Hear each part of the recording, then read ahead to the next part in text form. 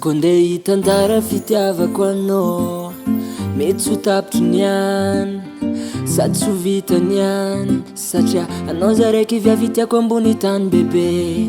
Laniko hoe rango ambony ziska ambany, aminaka anao tsisy défaut. Konde hitantara fitiavako anao, viavy mety tsy ho tapitry niany sady tsy ho vitany ihany, satria anao za raiky viavitiako ambony tany bebe. Laniko hoe rango ambony ziska ambany, aminaka anao tsisy défaut.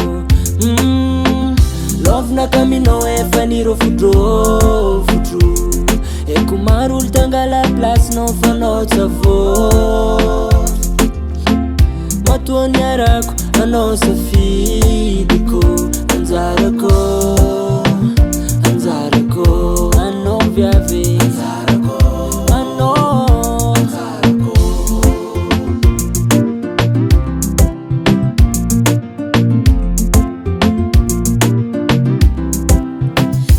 Ravo za maregny koragnanao, za koa mbo karazany mintsika twisy fiafarany, satria anao za raiky lila tiako ambony tany bebe. Laniko hoe rango ambony jusk'ambany, zegny za la fiaragna tsisy défaut. Ravo za maregny koragnanao, za koa mbo karazany mintsika twisy fiafarany, satria anao za raiky lila tiako ambony tany bebe. Laniko hoe rango ambony jusk'ambany, zegny za la fiaragna tsisy défaut.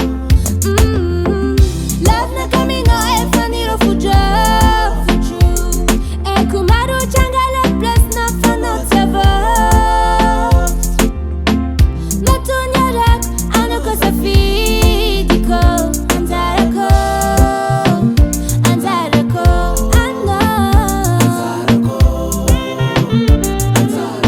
tsy madiska za.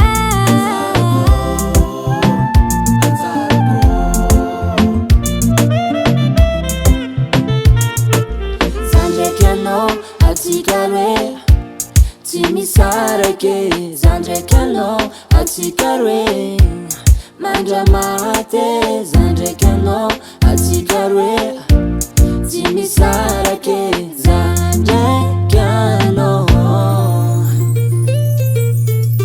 Lovinaka aminao efa nirô fodrô, Eko maro tsangala placenao fa anao tsy avô. matoa niarako anao safidiko, Anjarako